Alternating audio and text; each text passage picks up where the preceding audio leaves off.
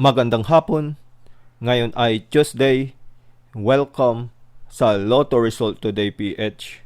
Narito ang mga resulta para sa 5 PM draw, May 12, 2026.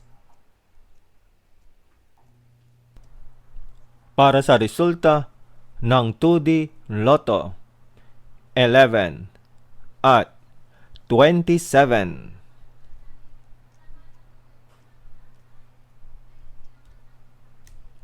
Heto naman ang resulta kaninang 2 PM draw.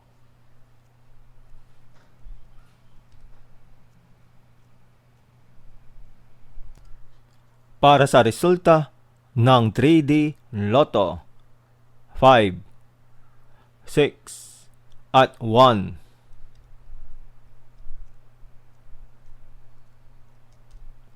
Heto naman ang resulta kaninang 2 PM draw.